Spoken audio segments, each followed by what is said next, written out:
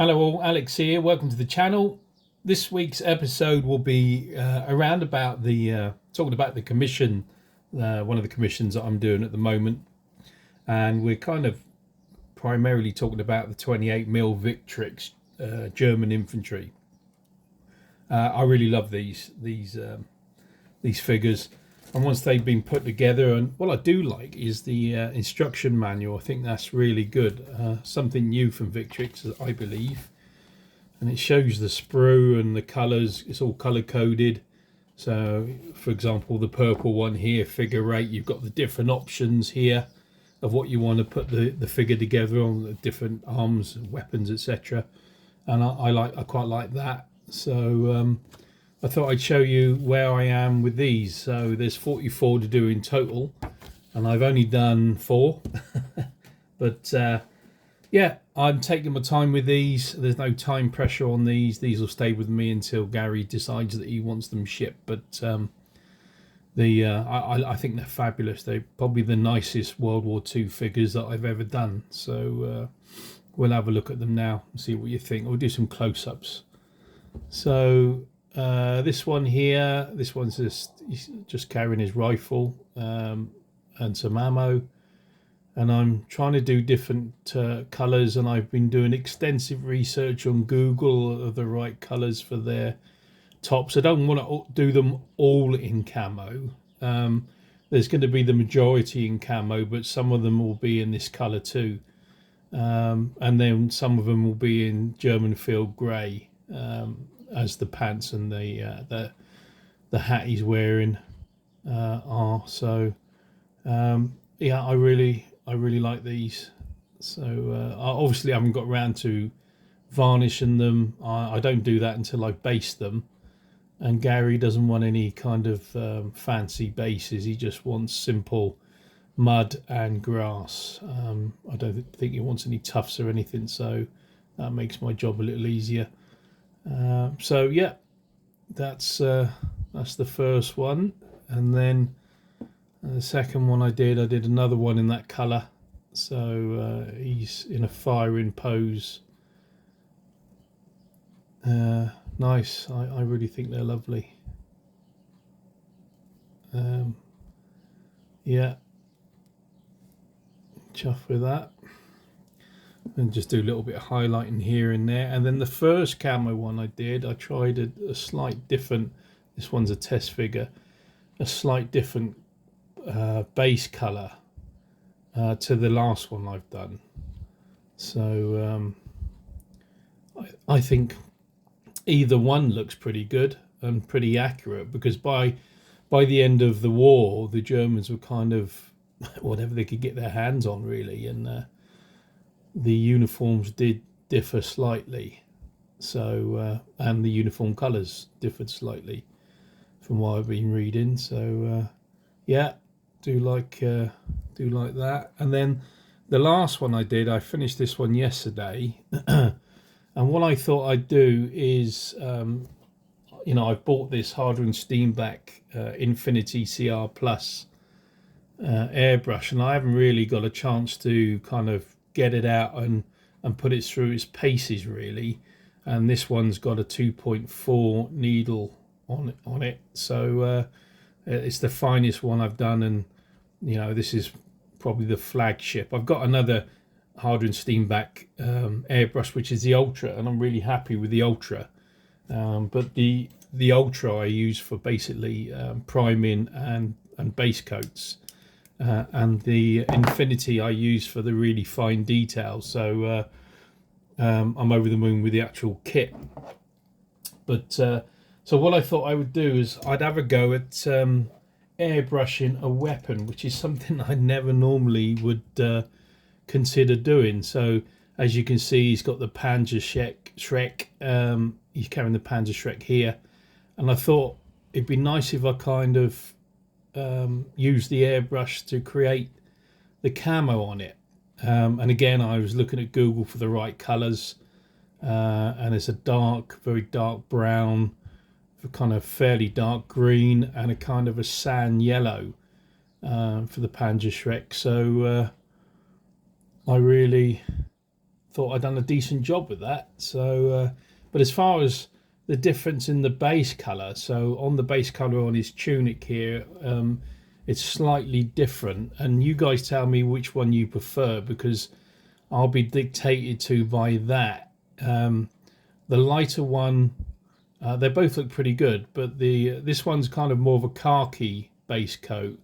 This one is more of a kind of a I think it's called deck tan I've used for that, and they're both striking. I don't know. I'm kind of torn between which one I like the most. So tell me what you think in the comments. So yep, I shall crack on and do the other 40 of these. I'll get them based, and then I'll hold on to them until they're wanted. So well, purchases then. So I bought, and I follow a guy called El Miniaturista on Facebook, and this guy he's my painting hero. What he can do, especially Warhammer stuff, is out of this world. And I tend to watch. I've now subscribed to him on Patreon, and I'm going to take it further. So I'm kind of being taught, if you like, by what I'm seeing there, and I just think the guy's marvelous. And what he was showing me was he uses this oil as a pin wash, and you buy the AK Interactive White Spirit, and then you mix it with that. And I'm just waiting for the White Spirit to turn up, really, so I can experiment with this. And instead of using non-oil and stuff like that, I'm going to look at trying this out. So see if that kind of improves what I'm doing.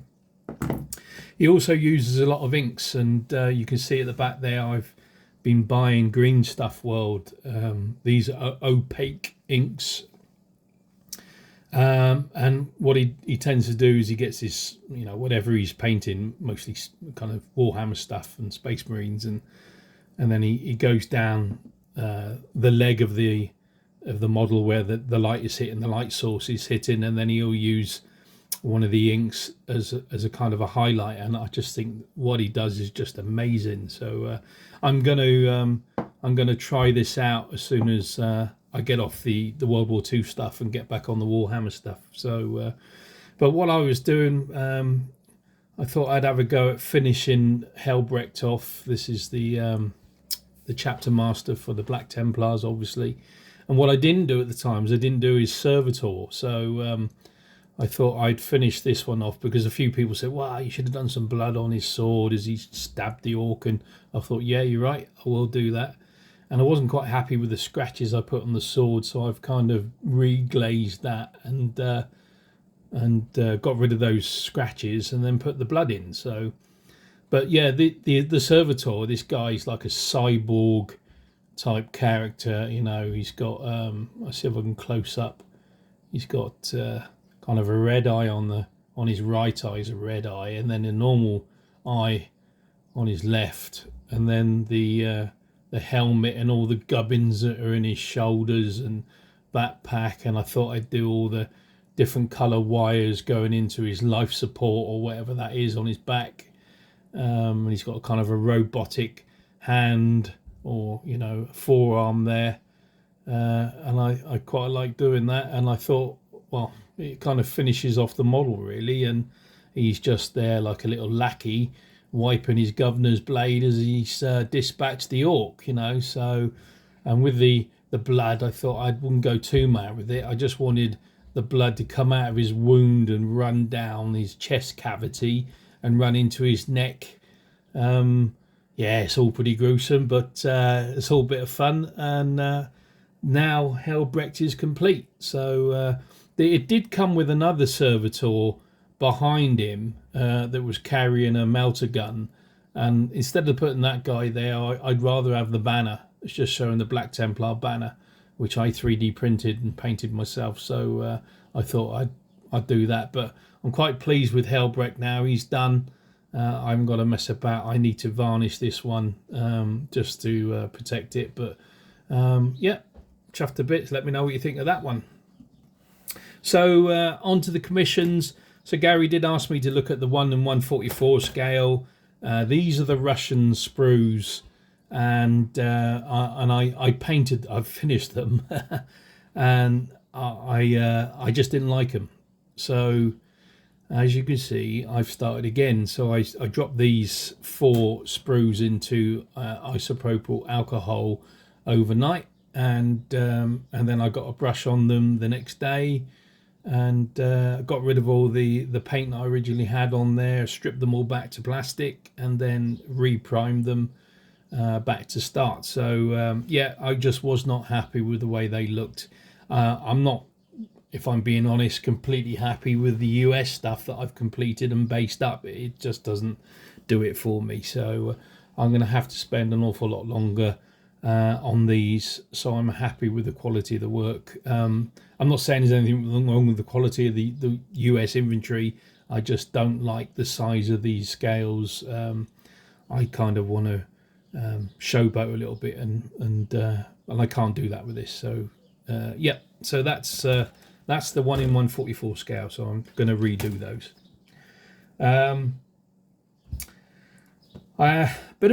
Bit of an error. This is my favourite brush, the Raphael 1, which is a Kolinsky French brush, 8404. Okay, so out of all the brushes that I've tried, the Rosemary Co, the Winsor and Newtons, all the best ones, the Artis Opus brushes, they're all great. They're really good, but this one for me is the best, and I haven't found anything that can beat it yet. So I had a bit of a mishap the other day, and while I was messing around with Helbrecht, what I did was I put some super glue on this guy here, and it ran down. It must have ran down into one of the recesses under here, and then I thought, oh, I've just missed the spot. So I got the brush and I was going to touch it up, and I got super glue over this, and it's a 20 quid brush, you know, and I know it's not a lot of money, but still money. And I was devastated, so that's why I bought another one exactly the same. So I might just buy a few of these and keep them as a stock. But good recommendation. Not much I can do with this one. I tried cleaning it. I might have to try and do something with nail varnish removal or something to try and reclaim this one back.